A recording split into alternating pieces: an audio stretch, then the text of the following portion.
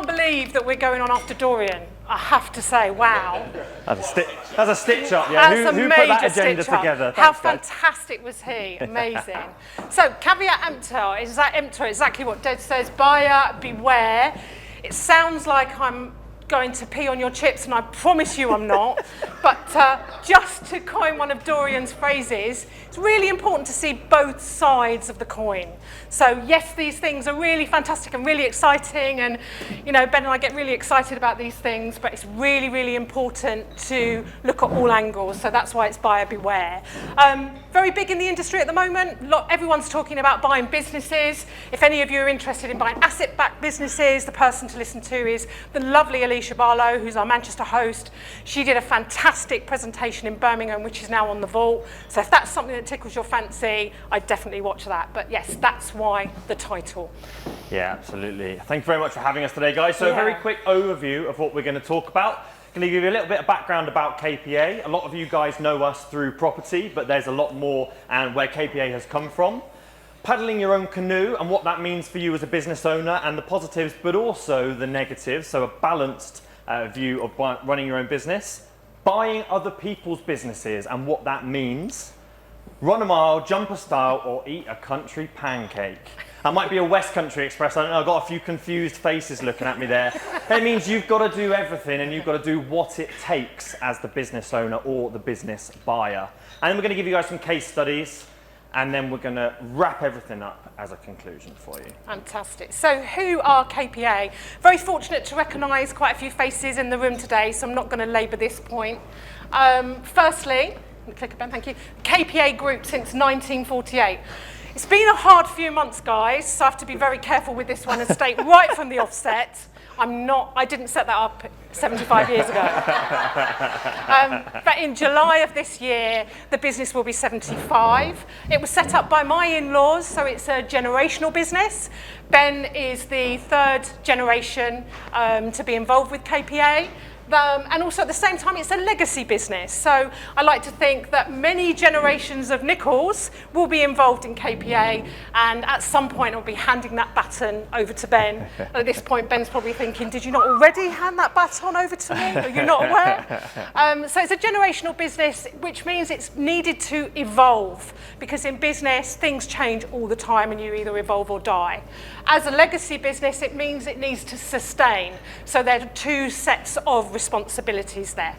Yeah, that's absolutely true. And a lot of you guys know us as the KPA property family. You know, when business have been good, the KPA group has invested in property, but we jumped into property with both feet after I left university. Stayed in some god-awful student accommodation. None of those landlords in this room, because you guys are on the front foot of a lot of that. I know some of the HMO designs you put forward are fantastic, but unfortunately it's a bit of a rite of passage for students. And I was studying maths at the time, but it didn't take a maths degree to work out that there was a big miss between what was being delivered and what was being paid for in terms of property and service that we were getting. So that's kind of where we jumped into property to try and make our little bit of a difference. Brilliant. KPA Marketing, so that's where we started. That business still runs, and my other half and Ben's dad spends about 75% of his time in that marketing business. That marketing business also has shares in a couple of other marketing businesses. It looks very different today than it did then. When it was first set up in those days, it was very much a business-to-business marketing business. It looks very different today, but it's still very much in existence. Who's your favourite client for the marketing business? Oh, yeah. So my favourite client and Dad's favourite client. Can't imagine why.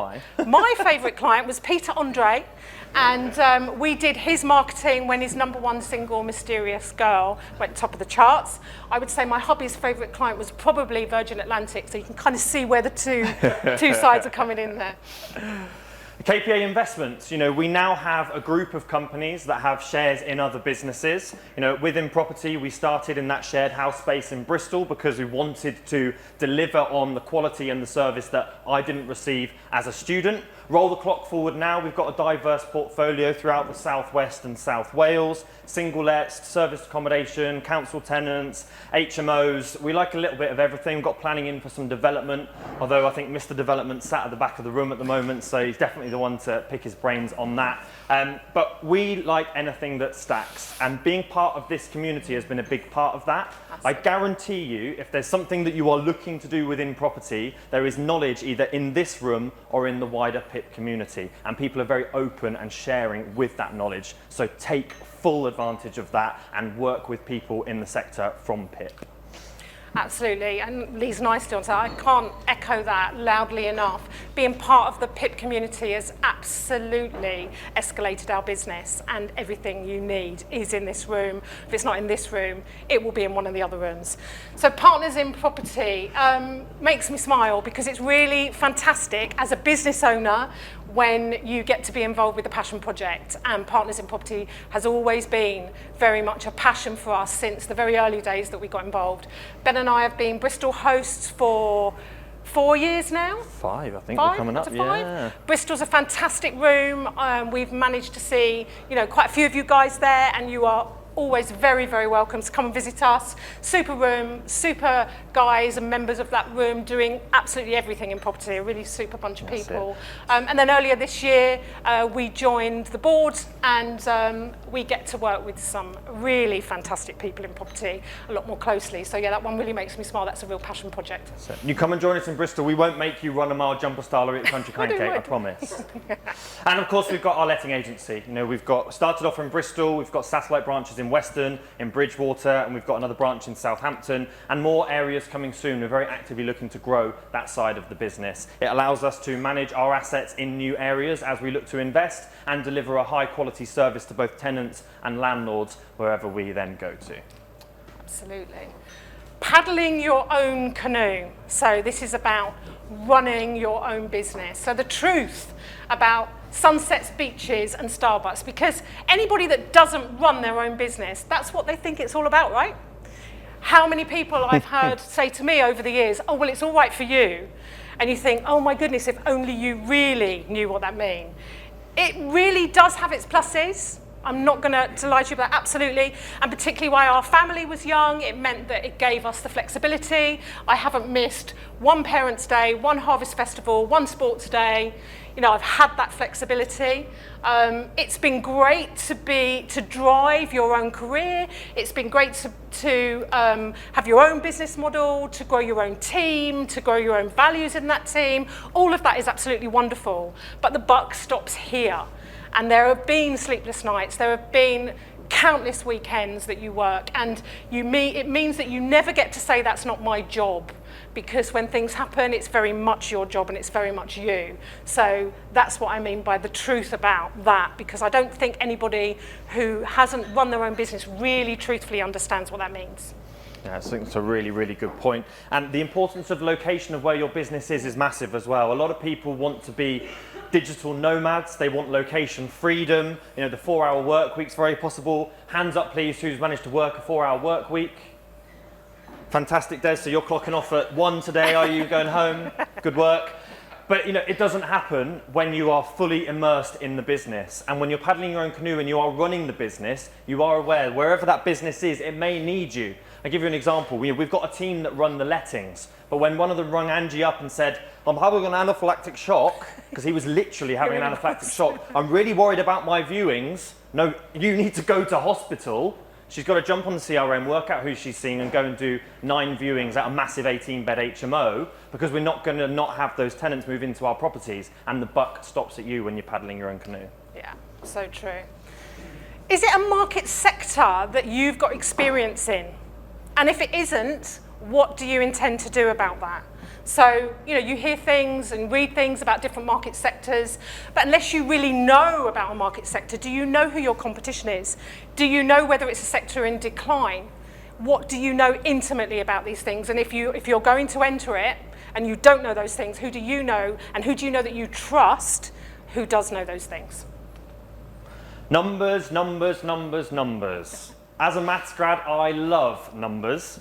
But as a business owner, you have to know your numbers, not just financial numbers, although they are absolutely critical because cash flow is the lifeblood of your business, but also test and measure everything you can. How many hours does it take to do that process? Therefore, can I cost how long it's going to take me to do that? How many prospects am I seeing? As developers, how many sites am I looking at? I guarantee you, if you ask Dorian, can I see your pipeline CRM? He'll have conversion metrics. You'll know exactly how many sites he's got going through at various stages, because you have to know your numbers as a business owner. Yeah, Ben loves the numbers. Are you getting a sense of that? Me, not so much. I'm not a big numbers fan. But as a business owner, it's important that I know what numbers I need to know. We're very lucky that RFD is my hobby and Ben's dad, and he loves nothing more than forensic accounting. I would go as far as to say that's a hobby for him. He'd do it for fun. But things like if you're looking at entering into somebody else's business that's not been yours, suppliers, any suppliers not paid, because the numbers can tell you whatever anybody wants them to see. You know, I've had conversations with my accountant that said, I'm really sure I want it to look like that. Fine, we just stick a little accrual in. We know that happens. So do they make sense? What the figures you're getting, are they robust? Do they make sense to you? And are they giving you complete transparency? So know what numbers you need to look at, know what makes sense, because it's both personal, individual, and collective responsibility. You don't get to say, I'm really sorry, that's not my bag, because it's all your bag. Yeah, and the existing team, both within your business and anything you're looking to buy. And I'll talk more about the looking to buy later on, but the team within your business is absolutely critical. You cannot build it on your own. There are only 24 hours in the day. So you need the right people in the right seats who enjoy that particular work. You know, if you've got someone who doesn't like doing forensic accounting, doing the accounts, they're not going to want to do it. They'll do it, but it'll drain their energy in a way and not utilize their resources. So if that's not your thing, find someone whose thing it is, or buy that service in if you don't have that within your group. Buying other people's business. It's a really great thing to do. It's really exciting. I'm not for a second saying that it's not. And you know, when the time is right, we love it. But what is the motivation for you to buy someone else's business? So over the years, we've been involved in running, growing, buying, and selling businesses, and they all have their merit. But what is your motivation? Why do you want to buy that business? And where can you add value, and where can it add value to you? Yeah, I think that's a really good point, and I keep picking on him, but you can see you can build and scale and grow a business. Look what Dorian's done. So why would you necessarily want to buy it? So there are going to be reasons that you want to buy it, but don't just think that that is the only solution. There are lots of different ways that you can, some would say, skin a cat, but you'd never catch me using that analogy. It's parts art and parts science whenever you're buying a business. The science is the numbers. Coming back to the forensic accounting, is it making money? Is it making a loss? And if so, can you turn that around? Because if you've got a business that's making a loss month on month on month, and I'm sorry, but that's just an expensive hobby. That's not a business. But if you're buying something that's making a loss and you know you can make changes and improve that and turn that around, well, that's a bit like a property refurb or a flip, or taking something that's derelict and turning something into that's ready to go and back to market. But the art is massive, the culture fit. You know, when you're buying a business, it's like adopting a child. You haven't had a chance to shape that business in its infancy and mold it in the way that you want it to be. That might be a good thing, that might be a bad thing, but you have to take each one on its merit. I think that's really important. Two things there. There are a lot of analogies used about buying businesses and how there are so many similarities with buying property. And that's very true, there are. You can provide a solution, you can buy at BMV, absolutely. But in a lot of ways, unlike property, because property is often like a bad haircut, isn't it? We all know that, you know, if you've got time to leave that fringe to grow out, it's all going to be fine. And it's rare that that's not going to be fine with property, but that's not always the case in business. In business, you are responsible for everything that's gone before you. So you need to be really sure that what you're taking on is right. And also with regard to the part art, part science and the culture fit, for us it's quite difficult because we have a very strong sense of the business model that we like to run, the team that we like to have. So that's very much a large consideration for us, the culture fit. But economies of scale, that may very well be another reason that you're attracted to this business. And traditionally that means buying power. You know, we all know that the more you buy, the cheaper you get it. So the bigger the business, the more you buy, the cheaper you get it. But also it can mean infrastructure. So do you have an infrastructure whereby somebody else's business is going to cost you less to run because you already have an infrastructure set up for that? Instant growth. Buying a business can give you access to a market and it can give you instant growth because it's a customer database there ready to go. It's a really, really powerful thing when perhaps it's difficult to get market share because you're in quite an established market, or customers are quite loyal and difficult to pry away from your competition. Buying that competition gives you that growth straight away. Yeah, absolutely. The business has something that yours doesn't have, but that you would like yours to have. So we're looking at staff, premises, products, services, market share. So is that business attractive for you because it adds big value in this sense to your business? Or access to another region of the country. You know, it can be difficult to branch out from where you are into a new location because you're immediately hit with a lot of overheads and you've got area knowledge that you don't have and need to gain.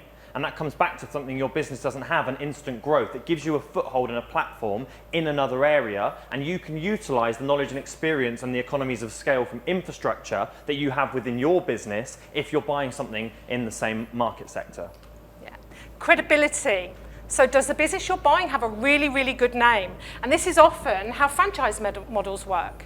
Often there are businesses that are franchises that you wouldn't even begin to realise were franchises, and they're owned by somebody that's never run a business before. So does it give you instant credibility?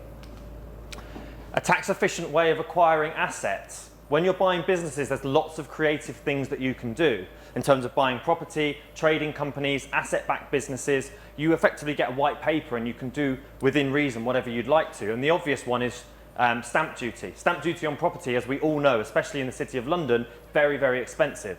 Stamp duty on shares, 0.5%. And you can immediately see how you can start to save some tax when you put creative deals together. And can you add value? And this really I'm talking about here if you're buying something BMV. So you're buying something BMV because there's a problem. And is that a problem that you can have value? Ideas, skill sets, experience, processes, practices. Can you look at that business and think, I can see exactly what's happened there. My fresh blood can change that, or my team can change that. Yeah. So if you're looking to buy a business, again, coming back to that property analogy, what is your exit strategy? Are you looking to buy and hold it and add it to your portfolio of businesses, or enhance and grow as part of a value chain within property or another market sector? Are you looking to flip it? A lot of people talk about flipping businesses, turning them around, getting them to make profit, and then selling them back onto the market again. And what's your time frame? Have a very clear idea of what you're doing going in and a plan, so that then when you hit those metrics, maybe your time frame to sale is when you get a certain turnover, because you know that multiplier means you've made enough profit that you then want to exit the business. So have that plan going in and think all of those things through, because as Angie said, unlike property, you can't rely on time just to carry you through the situation by not selling the asset. In business, you don't quite have that luxury. So you have to make sure you're very, very aware of what you want to do when you go into the transaction. It's your favourite one, Ben. Run a mile, jump a stile, or eat a country pancake. So what can you outsource? And what can you not outsource? Well, the first one here is you cannot outsource your responsibility. The buck stops with you. It's your name over the door. Yes, you can have a great legal team. You can have a great finance team, a great accountant, a great tax lawyer, tax accountant, all the rest of it. But you have to drive them. So I'm sure you're going to get you've got a feel for this in terms of conveyancing transactions. We all know what happens. We conveyance, we conveyance, we conveyance, we conveyance. And it's exactly the same when you're running your own business. You need to have meaningful conversations with your lawyer and your accountant. You need to understand the key metrics that you need to know so that you can have those conversations. Your name is above the door. If it's BMV, why is it BMV? It's often the question we ask ourselves when we're looking at property. Okay, well that's below market value, why is that? Do they need to sell particularly quickly? Is there problems with title, so there's legal issues? Is there rising damp or potentially subsidence? Do I need to go in and do something structural? It's the same within a business. If it's BMV, then why? Has it got massive debts? Has it got massive overheads that it can't service month on month? Is there something structural the org chart needs ripping up and sorting out? Is there a legal issue that's hanging over their head? What can you do and what problems can you foresee that you can then sort out and actually make money from buying a business that's BMV? But normally if it's BMV, there's a problem. And that's just the way things work. So you need to identify what that problem is. Yeah, I think that's a huge one. How you're doing your DD, I think that links back to this one because, we've all heard the phrase, great, I bought the business for £1, I bought the business for 50p. If you haven't done your D&D right, that could be the most expensive 50p you've ever spent in your life. So how are you doing your D&D? And do you know how to do your D&D? What are you going to look at? And again, it comes back to market sector. Ben and I know how to do our D&D when we're looking at a lettings business because we run a lettings business. So I know what I'm looking at, I know what compliance I need to know what a contract looks like. If you're buying a completely different market sector, do you know what you need to know? What staff will you inherit? And looking at 2P. So a lot of people say, well, I'll tell you what I won't do. I won't buy the shares, so I don't have to have the people. I'll just buy the going concern, the book, the customers, the IP of the business, so that then I can not have to worry about the staff and I can massively cut those overheads. Unfortunately, legally, that's not how it works. If you're buying the business in terms of the customers and the revenue stream that those staff work to generate, you are buying those staff. So make sure you take legal advice, otherwise you might end up with a team member that you never wanted, who's been there for 30 years and is very expensive to get rid of, but also damaging to the business, so very expensive to keep as well, and it's a very difficult situation you can find yourself in. So make sure that you do your research on 2P and you understand who will be coming on that ride with you, or can they be made redundant before you buy that business.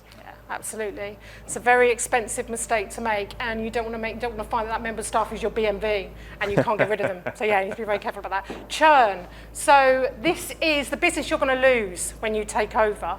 And this is one of those ones where don't fool yourself that you're not going to lose some, because you are. It's going to happen. But try and minimize it. So look at the risk, and often people keep the main member of staff in place. Again, we'll look to 2P there. Or maybe the director or the management, the person that was involved with the customer liaison, you're going to keep them in place. Maybe they're going to have an earn-out or what have you, that's going to secure. Maybe you're going to work on it together. You're going to be new, you're coming in under the same umbrella as, and you're going to move forward and build that relationship together. If that's the case, that's absolutely great. How's that going to work? How long are they going to stay? How are you going to feel about that? How are they going to feel about that? But don't pretend it's not going to happen, because it absolutely is. It's your job to minimize it. That's a really, really good point. You see a lot of business takeovers where someone comes in and they want to stamp their name on the business immediately. It's an ego project. It's we want our name out there. And actually that can upset customers who are maybe on the fence and weren't sure where to go if they've never heard of that name before, because you haven't got a presence in that area. They think, you know what, that was the straw that broke the camel's back, and you can increase churn. So sometimes you've got to think outside the box a little bit, and you've got to be creative in order to make sure that you don't have too much churn, especially when you're looking at trading companies. And staged payments can actually be linked to churn. And this comes back to what we were talking about a minute ago, about creative deal structure. If you structure that correctly, you can buy the business, and the business can pay for itself out of ongoing profits being paid back to the previous owner. So if you do it right, it can be fantastic and a really good money earner. And if you link that back to churn, then the person who sold you the business is incentivized to stay in the business for a little while and help you with that handover and make that as effective as possible, because they know that's going to affect their ultimate sale price. So you can put things that are really creative forward, and with the right seller, and that comes back to the culture fit again, you can really do some good deals. Yeah, absolutely. And somebody else's business model. So that is not your business. You haven't grown that from inception. How do you feel about that? What do you know about that? How does it fit with your business model? Again, be on the front foot with that one. That's it. Have you looked at their reviews? You know, have you been on Google and see what the market thinks of that person? Are you buying something that could be a sinking ship that someone just wants to get out of? And what are their processes like? I love a bit of process, love a bit of numbers. Can you use your process? Can you learn from what they're doing? You know, no one's way is the right way. Everything is all subjective. Outside of compliance, that has to be done a particular way. So can you learn from what they're doing, what they're using, how their team work, and can you implement what you're doing? But again, not straight on day one, because you might upset all of the team and actually create enemies out of the staff that you need to service the customers that you've just bought, accidentally increasing your churn and devaluing the thing that you just paid a lot of money for. So you've got to think outside the box a little bit, but the processes are really important to understand how they do what they do. And again, if you don't know that market sector, you know, if we were buying a factory that was producing widgets, I wouldn't know the first thing to go, actually, that's a good process or that's a bad process. So work with someone that does, or spend your time doing the learning beforehand so you can properly evaluate that business. Yeah, absolutely. And the most beautiful space there is if You have great processes and they have great processes, and you can learn from each other. Yeah. And that's a wonderful blend. I mean, that's a bit of a unicorn, but that's a wonderful scenario. And where can you add value? So not only where it can add value to you, but where can you add value? And if it's not you that's adding value, who is adding value? And how well do you know that person? Is it part of your team? But really know where your value add is. So I'm going to give you guys a couple of case studies and talk you through some good situations, some bad situations, some situations we walked away from, and just share with you a little bit about the logic and why we did what we did. And I'm going to start with a good one. So the one that we would do again, in a heartbeat, no questions asked, and you'll see why in a moment. The vendor's situation. So this was a property company that owned only property. There was no trading arm to this business at all. The vendors, there was multiple vendors. There was 3 principal shareholders. During COVID, one of them was an older chap. During COVID, the guy had realized that he wanted to liquidate his assets and spend more money and time with the grandkids. And part of this business was owned in a trust. There were other decision makers who had their own different needs and wants as well. So it was quite complex to make sure that everyone was satisfied from the transaction. Add to that the fact that they'd had a couple of people who'd come along that said they could deliver the earth and ended up delivering nothing, one of which his method was, don't tell the bank that, they don't need to know what they don't need to know, which for someone who was running an IFA practice was red rag to a bull, and they were never going to work with that person. So they were in a situation where it's quite a complex sale because of the way the business was owned and structured, but they needed someone who could actually deliver on what they wanted. There was also development potential on site, which was really, really important to them, because one of them was an old school builder. So to him, he was not just selling what was already there, he was selling the prospect of the future. So it was really important that as part of that creative deal structure, we worked in an overage so that any planning and any extra building that we had done on that particular site meant that they benefited from that in future. They actually ended up wanting a fixed price on the overage. I initially was going to offer them a percentage on the GDV of whatever we'd built, but they wanted a fixed price so they knew where they stood, and we've gone in for planning for about 4 times of what we expected to have, which is a nice situation to be in when you get a fixed price overage like that. It was a really complex transaction. Because of the way that it was owned and because of the legal challenges, there was multiple titles, some of them weren't clean. There was obviously conveyancing solicitors, so property solicitors on both sides, corporate solicitors on both sides, lender solicitors on both sides, and at one point there were 7 solicitors involved in this transaction. Even just remembering it makes me feel fatigued at how much we had to deal with those people. And at one point, because of the fact that the title wasn't clean, there was a restriction that wasn't disclosed to us ahead of time. There was a vendor's solicitor who'd put a restriction on back in 2012, and I managed to find this guy. I found the organisation, I went through their website, on the Meet the Team page, started just ringing all of the partners, and I was going to get through to someone eventually. And I finally got through to someone. I said to him, look, I know this has been a long time ago, but this is the situation. Is there any way you'd be able to do this for me? And he said, I'm really sorry, I'm not sufficiently motivated to solve your problem. Whew, that is not what I wanted to hear. So I then decided, I'm going to become your best friend. I'm going to phone you 3-4 times a day. And guess what? Within 48 hours, he was sufficiently motivated to get rid of me and solve my problem. But it comes back to you have to drive the process. You know, the solicitors, at the end of the day, they're doing their job. They'll get paid. Whether you buy it or not, if it falls over because the vendor's upset because it's taken too long, they're still probably going to get paid, so they don't really mind. And it's just a small fraction of what they do. But to you, you're going to own this at the end. So it's important you drive that process. The outcome, brilliant. Bought all in, cost and everything for 72p in the pound. All money out after 4 months after a refinance. We knew we were on to winner when it was cash flowing on a bridge, and a net profit now of £50,000 per annum. Fantastic. You can see why this is the one that we would do again in a heartbeat. What's the future for that site? There's planning going in, there's more development opportunity, there's asset management that can be done better to increase some of the rent rolls as and when some of the tenants move out, and continuing to improve, you know, that portfolio that's been bought as part of that transaction. That was a brilliant one we're very, very happy with. I love the way that you get the one we do again and I get the one we lost. Education, my reframe on this, I love a little reframe wherever possible, and my reframe on this one is education is expensive. And it's either expensive financially or it's expensive emotionally, and this one was, It was vexatious, Sue, to coin one of my favourite words. So what did we do there? What did we learn? So when you're dealing with a seller who tells you they absolutely hate solicitors and they want minimal involvement, believe them. We didn't get behind the wheel of our solicitor on this one. We let the solicitor drive the process, and they didn't have the time. I won't go into the detail to tell you why, but there were some very good reasons why they didn't have the time. Also, at the same time, we were very transparent, and we gave away too much too soon. It was a lettings business. We spent several days and weeks at their business premises, basically showing them how they could have a great business model.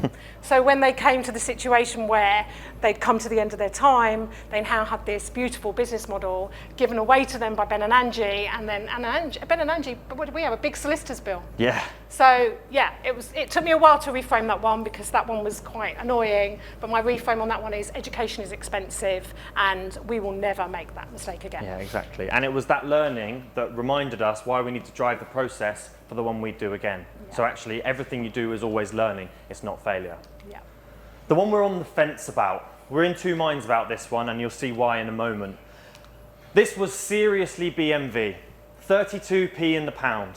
Absolute corker from a purchase perspective.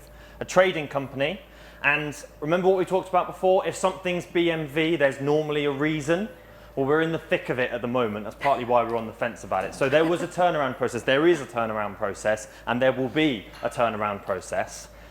FOMS, you guys are all very experienced business people. You know a lot about departments of business, finance, ops, marketing, sales, and always in that order whenever you're taking over a new business. There is no point doing loads of marketing and generating new sales if you're making a loss because your operations are awful.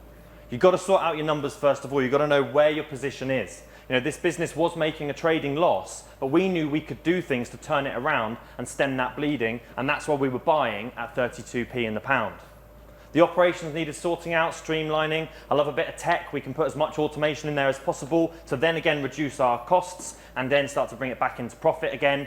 And then we can do the fun stuff. We can start to market, we can start to sell, we can start to generate new business, and we can start to see that value really, really rise. Why are we on the fence about it? Because it's here right now. How many of you have been mid-development where you've gone, oh, should I have even actually bought this? This is a flipping pain in the backside. I've just discovered I've got rising damp. Yeah, I've got 10 times, or probably more by the looks of it. It happens, you know, but actually we're on to the fun stuff now. We've sorted the finances out, we're sorting the ops out, it's almost there, and now we can do the marketing and sales and start to do the really enjoyable bit. But, you know, it's still a process, and it is still a difficult process. And there are times where you ask yourself, oh my goodness, should I have actually gone down this road? But actually, it's all worth it in the end because, you know, we're all here because we want to paddle our own canoe, right? Otherwise, you wouldn't be sat in this room. And the future for that business, it's the marketing, it's the sales, it's the generating new customers. We've sorted that baseline out, and now we can go and accelerate it and chuck our foot on the pedal and really go for it. Yeah. And also, that gets back to what we said earlier about time. How long are you going to be up close and personal with that business? And do you have that time? So make sure you factor that in. The one of many we said no to, and there are so many that we say no to. And again, the more we learn, the more we're able to better look at those and evaluate those. And the reason we said no to this one was because there just wasn't a culture fit at all. So this was a husband and wife lettings business, again, and they had a team. The husband was an accountant, and when we got the set of accounts, I looked at them and thought, oh my God, that's ridiculous. Even I could look at them and say they're absolutely ludicrous. There was a lot of difficulty getting the figures, so trust was an issue from the get-go there. And then we were told that one of the deal breakers was if we were going to buy the business, we needed to take on their daughter. So that didn't sit very well. So it was literally a business model that was completely diametrically opposed to ours. And not only that, but we were being asked to buy a business and run it on their business model. So no culture fit there. We walked away. Yeah, absolutely. The one that we just don't have time for. You know, you will hear people say that you're defined by what you say no to as much as what you say yes to. There is always an opportunity cost for everything that you look to do. You're spending time here, that's not time that you could be spending on the golf course. You want to benefit your property careers, here is the better place to be than the golf course, unless you know a really, really good investor who plays golf. But the one we don't have time for, we had to say no to. It was a shame because it's a market sector that's part of the property value chain. It's in our area. It could support our other businesses. I think he was a very good director and wanted to stay on board and grow the business with us. But we would have lost out on other opportunities that were more exciting and more interesting. And actually, he needed a lot of time. He didn't want a lot of money, but he needed a lot of time and support to grow that company. So we had to say no to it. Yeah, that was sad. And the one that we were emotional about, and as you'll hear in a moment, that is not the language of business, emotion. The reason we were emotional about it, it was a passion project. Very much so for our FD, absolutely loved it, but we ended up winding it up because it was a renewables company and the RHI, which was a massive key there, was just literally emasculated by the government. It's a multi-award winning business. My husband was asked to be part of a government think tank. All of the things, all of the reasons and the things that they gave them to do, they did the opposite, which, surprise, surprise, when you hear about the government. My reframe for that one is, and again, this has taken me a while to be in a place where I can reframe it. My reframe for that is never, ever get involved in a business that relies on a government incentive, because that's a really big part of your business that you have no control of. And we all know what the government's like, changes its mind like the weather. The one in negotiation currently, there's a couple in negotiation currently, but one I wanted to talk to you about, it's again a portfolio owned within a limited company. The vendor has got lots of different things going on. He's got his finger in loads of pies, and his main focus, he's an older chap, his main focus right now is the charity that he's building. He's building a charity on a farm that works with young children who have got disabilities. For him, it's not about the money. It's about finding the right person that he wants to sell to. Obviously, he doesn't want to get mugged off. He's not going to give it away for free. But he wants to find the right person that he wants to sell to. And the thing there is that he actually does want to stay on board. A lot of people have come in and go, I'll give you X for it. But actually, he still wants to keep his foot in the door a little bit because there's a lot of scope to develop that portfolio and do better with it and enhance it and improve it, things that he's had bubbling under but just doesn't have the time to achieve. So factoring him into that decision moving forwards and creating a creative deal structure that involves him moving forwards means that you're more likely to get his buy-in and work with him.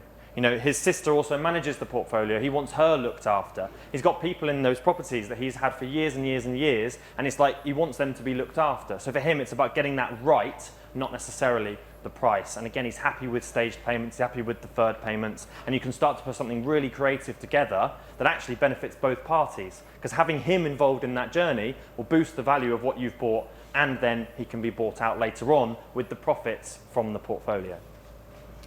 Also, what a super chap, because we will be able to learn lots for him. Absolutely. And that's great. That's a real win-win. So in conclusion, let's have a look at some of those things.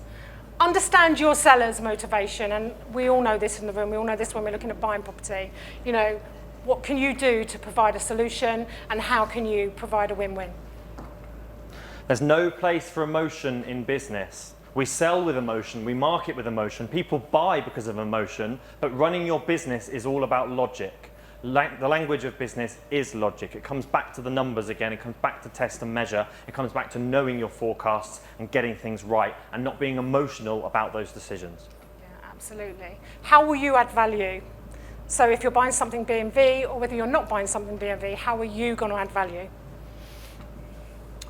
How long will you be up close and personal? Sometimes you buy a business that's a going concern, it's ready, it's there, you don't need to do much with it. Other times, like your 32p in the pound, you've got to be up close and personal. Because again, how will you add value? By using your knowledge and experience and leveraging yourself to grow that business very, very quickly. But do you have the time for that? And how long will you be involved in that part of the process?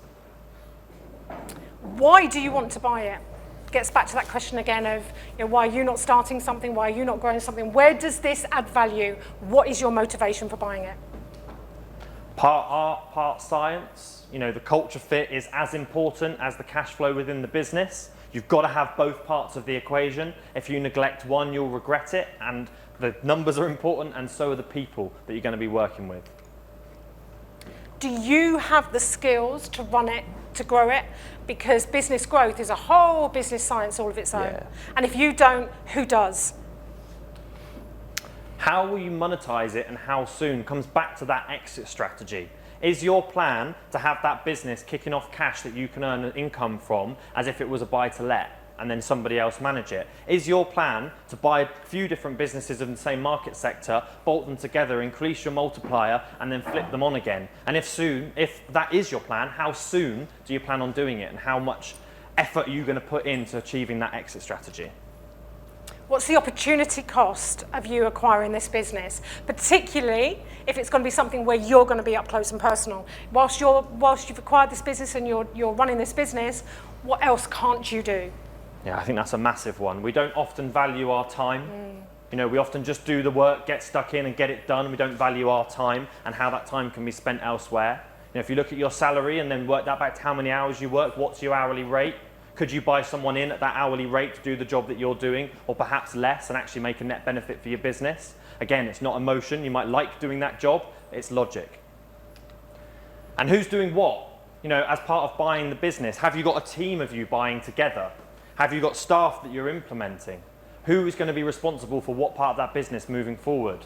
I love to see an organisational chart, so you know who is in which seats and who is responsible for what. Who is accountable? Only one person can be accountable for one thing, and it's important that you hold everyone to account, and you hold yourself to account, and you have someone to hold you to account as part of buying a business or as part of growing any business.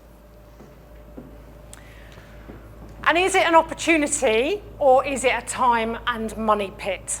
And that's a really important question, and that's one that you really don't want to answer when you're in an emotional state, and you need to be really, really honest with yourself. Are you buying an opportunity, or are you just buying a time and money pit?